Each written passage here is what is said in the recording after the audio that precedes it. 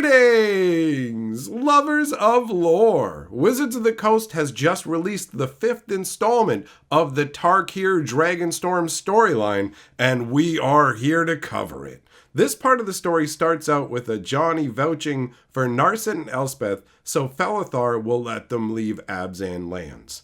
The dignitaries assembled objected, but were overruled, with Narset explaining the Dragonstorms were spewing out more dragons every day, and Sarkhan would be unstoppable with thousands of dragons under his control.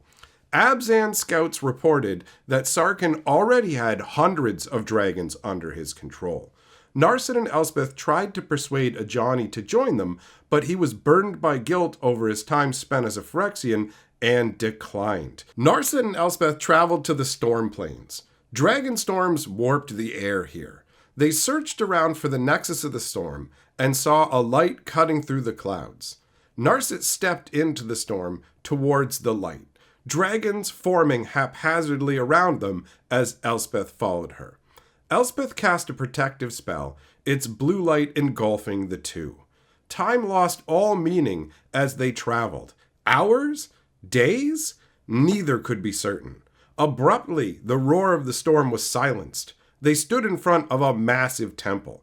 It must have been impressive in its day, but now the murals on its walls had worn away. Elspeth asked if Narset knew this place, but Narset shook her head. She had studied all of Tarkir's history, and this place was never mentioned.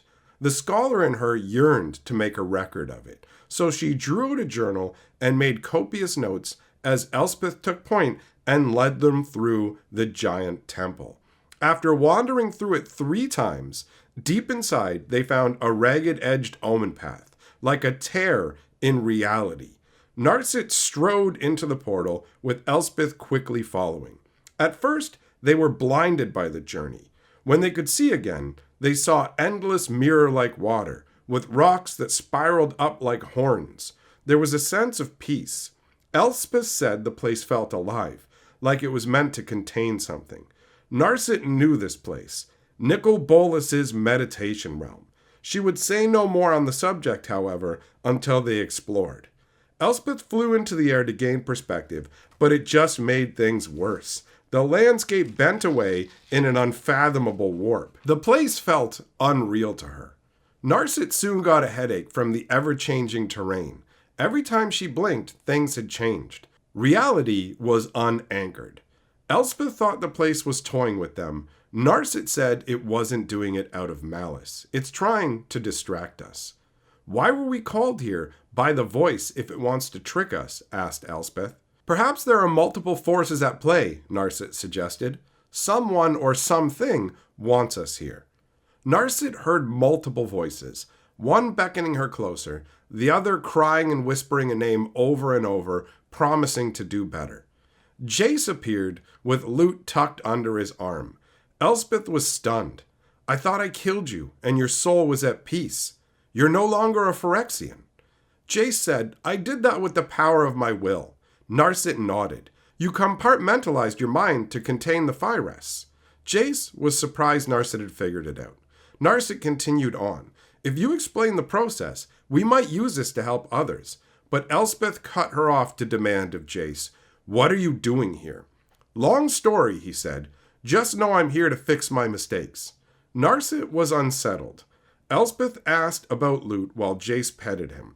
Narset said, Lute is too young for adventures like this, and Jace said, he is young and very old. His mind contains a map of all the multiverse. Narset noticed Lute was in a cocoon of magic. Did Lute agree to be a part of this? She asked. Jace said Lute consented when we freed him from the vault. But Narset persisted. But did he consent to this? Elspeth broke in. What are you doing here, Jace? As she grabbed her sword hilt. What I needed to, said Jace with a smile. And that ends the 5th installment of the Tarkir Dragonstorm storyline. I hope you enjoyed it. Come on back for the next one. In the meantime, go and enjoy some more stories on this channel. A big thank you to my members and patrons for supporting what I do here. I'll see you for the next installment. And remember, my friends, lore is life.